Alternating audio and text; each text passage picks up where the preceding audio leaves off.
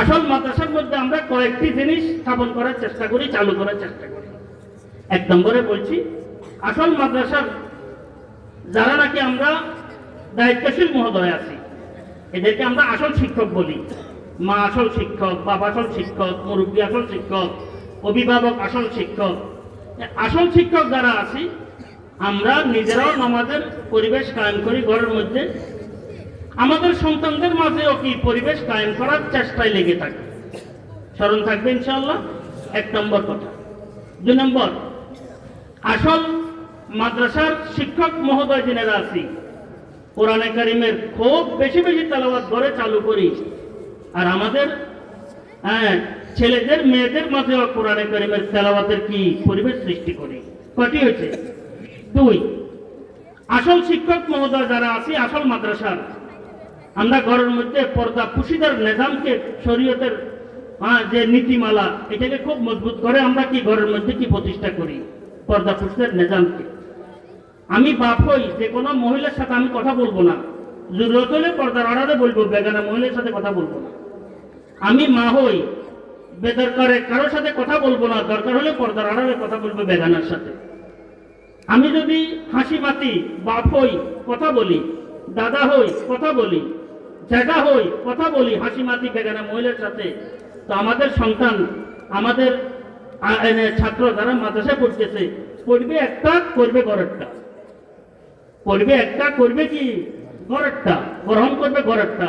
কারণ গড়েরটা মনের সাথে মিল খায়, গড়েরটা মনের সাথে মিল খায়, রক্তের সাথে মিল খায়, আওয়াজের সাথে মিল খায়, রঙের সাথে মিল খায়, পদকামতের সাথে মিল খায়। মায়ের পদকামত সন্তানরা অবশ্যই পায়, রক্তের গ্রুপ পর্যন্ত পায়। এই কারণে মা ভালো, বাপ ভালো, দাদা ভালো, দাদি ভালো, অভিভাবক ভালো, ওই ঘরের কোনো সন্তান খারাপ হয়েছে আমার জানা নাই। আমার কি নাই? জানা নাই। কোন সময় যদি কোনো রকমের একটু পদস্খলন ঘটে যায়, দেখবেন ঘুরে ফিরে আবার আল্লাহর রহমতে সিরাতে মুস্তাকিমের উপরে এসে যায়। এই কারণে পর্দার নিজাম ঘরের মধ্যে আমরা সুপ্রতিষ্ঠিত করার চেষ্টা করি। হুজুর আকরাম সাল্লাল্লাহু আলাইহি ওয়াসাল্লাম কিয়ামতের পূর্বে যে সমস্ত ফিতনাগুলা থেকে, বিপদগুলা থেকে আমাদেরকে সতর্কবাণী প্রদান করছেন, তার মধ্যে হচ্ছে মহিলাদের ফিতনা, বেপরদেগির ফিতনা। ইয়াকা ওয়ান নিসা বলছে, বেপরদেগির ফিতনা, মহিলার ফিতনা থেকে নিজেদেরকে বাঁচায় রাখো। কারণ সবার পূর্বে যে ফিতনা দুনিয়া থেকে শুরু হয়েছে, এই ফিতনাটা মহিলা কেন্দ্রিক শুরু হয়েছে, লম্বা ঘটনা আছে। তো এই কারণে আমরা পর্দা পুশিদার নিজামকে আমরা ঘরের মধ্যে সুপ্রতিষ্ঠিত করার চেষ্টা করব। নামাজ, তেলাওয়াত, পর্দা পুশিদার নিজাম নিজেরাও এগুলার প্রতি গুরুত্ব দিব, পালন করার চেষ্টা করব, আমাদের সন্তানদেরকেও কি পালন করার জন্য উদ্বুদ্ধ করব, বলতে থাকবো। ক নম্বর হয়েছে? 3 নম্বর। 4 নম্বর, মোবাইলের বিষয়টি। মোবাইলের বিষয়টি প্রয়োজনীয় বিষয় বর্তমানে রাখতেছি, কিন্তু যারা রাখতেছি দরকার আছে আমরা 3টি বিষয় লক্ষ্য রাখবো সংক্ষেপে। অতি ব্যবহার থেকে নিজেকে বাঁচায় রাখবো নিজেদের স্বাস্থ্যের স্বার্থে। বুঝছেন নি কথাটি? নিজেদের স্বাস্থ্যের স্বার্থে। ছোট ছোট গোলাকা প্রেশার বাড়ি গেছে, ছোট ছোট গোলাকা চোখে অসুবিধা হয়ে গেছে, কানে সমস্যা হয়ে গেছে, ঘুম আসে না, তেল ভরতে আর হানি হতে হতে আমাদের হাওয়া শেষ। কথা বুঝছেন তো? অন্য কারণও আছে, এই কারণ কিন্তু সবচেয়ে বড় কারণ। তো আমি আপনাদের খেদমতে বলবো যে মোবাইলের অতি ব্যবহার থেকে নিজেদেরকে বাঁচায় রাখবো নিজেদের স্বাস্থ্যের স্বার্থে।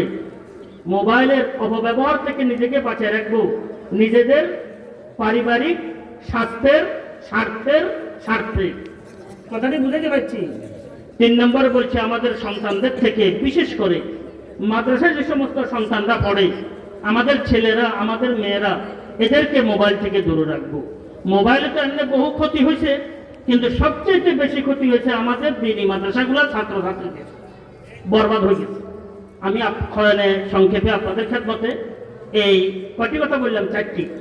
5 নম্বর কথা, আল্লাহর দরবারে বেশি বেশি দোয়া করব। কি করব? চোখের পানির পুঁজি দেওয়ার চেষ্টা করব।